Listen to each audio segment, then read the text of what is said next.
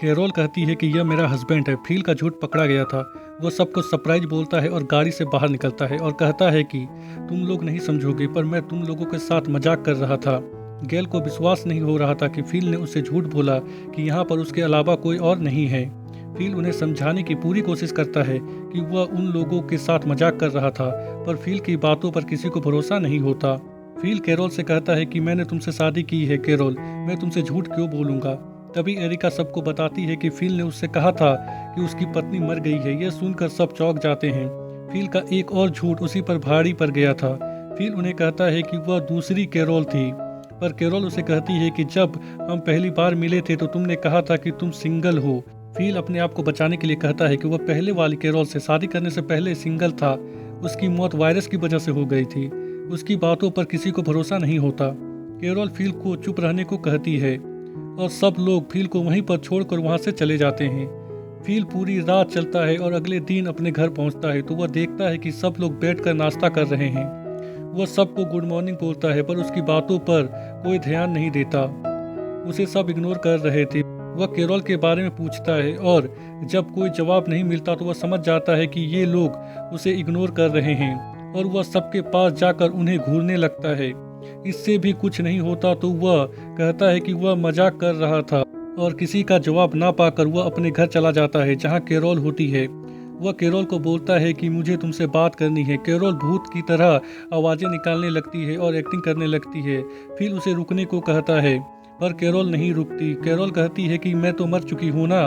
Fill उसे समझाने की पूरी कोशिश करता है, पर कैरोल उसे कहती है कि तुमने मुझसे झूठ बोला कि तुम कैंपेनिंग में जा रहे हो, तुम उन लड़कियों के साथ थे। फिल कहता है कि मैं उन लड़कियों के साथ था, पर मैं उन लोगों के साथ मजे तो नहीं कर रहा था। इसी बात को लेकर इन दोनों का झगड़ा हो जाता है। कैरोल फिल को उसके घर से बाहर निकाल देती है। फिल अपने बॉयफ्रेंड्स के पास जाता है जहां वह आज रात बिताने वाला था। उसे लग रहा था कि वह ज़्यादा दिनों तक यहाँ पर नहीं रहने वाला है। कैरोल उसे लेने आएगी, पर ऐसा होता नहीं है। अगले सीन में हम गैल एरिका को देखते हैं जो कि कैरोल से माफ़ी मांगती है क्योंकि वह उसके पति के साथ मजे करने वाली थी। वह कैरोल को कहती है कि उसे पता नहीं था कि फिल शादीशुदा है, वरना वह ऐसा नहीं सोचती।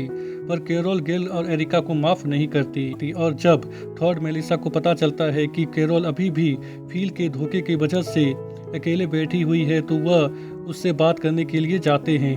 पर कैरोल उसे कहती है कि वह बिल्कुल ही ठीक है और कुछ समय अकेले रहना चाहती है। रात में फिल शराब पी रहा था क्योंकि अभी तक कोई भी उसे लेने के लिए नहीं आया था। तभी उसके दिमाग में एक आइडिया आता है और वह अपने लुक को चेंज कर लेता है और कैरोल के पास जाता है फिल का भाई बनकर। पर कैरोल उसे देखकर समझ जाती है कि यह फिल है और वह उसके मुंह में दरवाजे को बंद कर देती है। फिल एक बार फिर से अपनी बेइज्जती करवा कर वापस लौट कर आ जाता है। अगले दिन हम थॉड मेलिसा एरिका और गैल को देखते हैं जो कि फिल का मजाक उड़ा रहे थे और उसे दुनिया का सबसे झूठा इंसान कह रहे थे। फिल ये सब बात छुप कर सुन रहा था। उसे नहीं लग रहा था कि वह इस दुनिया का सबसे झूठा इंसान है, पर जब वह सोचता है तो उसे याद आता है कि उसने हमेशा झूठ ही बोला है। रात में जब ये लोग बातें कर रहे होते हैं तो फिल वहाँ पर जाता है। पहले तो फिल की बात कोई सुनना नहीं चाहता था, पर फिल उन्हें मजबूर कर देता है अपनी बात सुनने के लिए। वह एक एक करके सबसे माफ़ी मांगता है।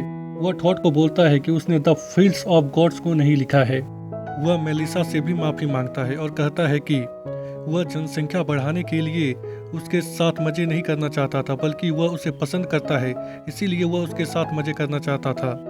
और लास्ट में फिल कैरोल से माफ़ी मांगता है और कहता है कि मैंने तुमसे हमेशा झूठ ही कहा है। शादी वाले दिन भी मैंने तुमसे झूठ कहा था कि मैं तुमसे शादी करना चाहता था और मैंने हाँ कहा और हमारी शादी हो गई।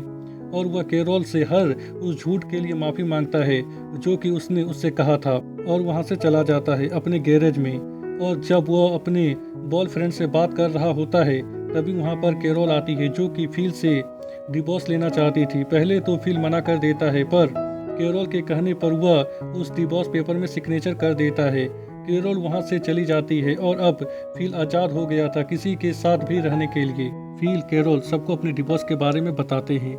गैल एरिका को पता चलता है कि फिल और कैरोल की शादी मात्र 3 हफ्ता पहले हुई थी। क्योंकि अब फिल और कैरोल अलग हो गए थे तो गैल और एरिका फिल को एक मौके के रूप में देख रही थी। अगले दिन फिल दोबारा से वैसे ही जिंदगी जीने लगता है जैसा कि वह पहले जीता था। वहाँ पर गेल आती है जो कि फिल के साथ मजे करना चाहती थी। ये लोग एक दूसरे के नज़दीक आ ही रहे होते हैं कि तभी वहाँ पर कैरोल आ जाती है, तो ये लोग मजे नहीं कर पाते। गेल फिल को 3 बजे अपने घर बुलाती और जब फिल एरिका से मिलता है तो वह भी फिल के साथ समय बिताना चाहती थी। फिल उसे 5 बजे का समय देता है। फिल अपनी कार से बाजार जा रहा होता है तो वह देखता है कि थॉड रास्ते में जा रहा है। थॉड फिल को कहता है कि उसने मेलिसा को आई लव यू कहा। उसके जवाब में मेलिसा ने उसे एक छोटा सा थैंक यू कहा। फिल कहता है कि तुम टेंशन मत लो मेरे दोस्त, मेलिसा मुझसे नफरत करती है और कोई भी यहाँ पर नहीं है जिसके लिए मेलिसा तुम्हें छोड़ेगी। पर थॉड उसे बोलता है कि अगर कोई अलाइव इन टेक्सास देखकर यहाँ पर आ गया तो क्या होगा। यह सुनकर फिल को भी टेंशन हो जाती है और वह सोचता है कि अगर कोई यहाँ पर आ गया तो उसका इम्पोर्टेंस घट जाएगी। इसीलिए वो अलाइव इन टेक्सास को मिटाने के लिए जाता है, पर उसकी किस्मत खराब होती है। सीढ़ी गिरने की वजह से वह वहीं पर फंस जाता है और जोर जोर से चिल्लाता है ताकि कोई उसकी मदद करने के लिए आ सके, पर कोई भी उसकी मदद करने के लिए नहीं आता। गेल फिल का इंतजार कर रही थी उसके साथ समय बिताने के लिए, पर फिल नहीं आता और ना ही वह एरिका के साथ समय बिताता है। ये दोनों फिल को झूठा समझ रहे थे और जब यह बात कैरोल को पता चलती है कि फिल ने 2 लड़कियों के साथ मजे करने का मौका छोड़ दिया तो उसे विश्वास नहीं होता। वो सबको बुलाती है और कहती है कि फिल जरूर कोई मुसीबत में है और ये लोग उसे ढूंढने के लिए जाते उससे पहले ही एक गाड़ी रुकती है और एक गंजा आदमी फिल को अपने गोद में लेकर गाड़ी से उतरता है, जिसका नाम फिल मिलर होता है, जो कि मिलिट्री में काम करता था। वह सबको बताता है कि उसे फिल कहाँ मिला। ये लोग सब मिलकर नए फिल की तारीफ करते हैं। थॉड नए फिल को इतना इम्पोर्टेंस पाता देख नए फिल से इनसिक्योर फील करने लगता है और मेलिसा को अपने गर्लफ्रेंड के रूप में नए फिल से मिलवाता है। थॉड को डर लग रहा था कि कहीं मेलिसा उस नए फिल के साथ ना चली जाए। मेलिसा थॉड को कहती है कि मैं तुम्हें पसंद करती हूँ, पर थॉड इसका भी गलत मतलब निकाल लेता है और वो मेलिसा को कहता है कि तुम मुझे पसंद करती हो, प्यार नहीं। यह सुनकर मेलिसा को गुस्सा आ जाता है और वह वहाँ से चली जाती है। फिल गेल के पास जाता है। वह उसके साथ मजे करना चाहता था, पर गेल उसे कहती है कि वह आज आराम करना चाहती है और वह फिल को जाने को कहती है। फिल खिड़की से देखता है कि गेल और एरिका उस नए फिल के साथ मजे कर रहे हैं और उसे बिल्कुल भी अच्छा नहीं लगता। अगले दिन फिल एक मीटिंग बुलाता है ताकि वह सबको बता सके कि वह प्रेसिडेंट है और कभी भी किसी को कोई भी ज़रूरत हो तो वह उससे मदद मांगने के लिए आ सकता है। नया फिल बिजली बनाने की कोशिश कर रहा था। ये बात वह सबको बताता है जिसके लिए उसकी तारीफ होती है। फिल और नए फिल का नाम एक जैसे होने के कारण कन्फ्यूजन हो रहा था, इसीलिए गेल इनका मिडिल नेम पूछती है।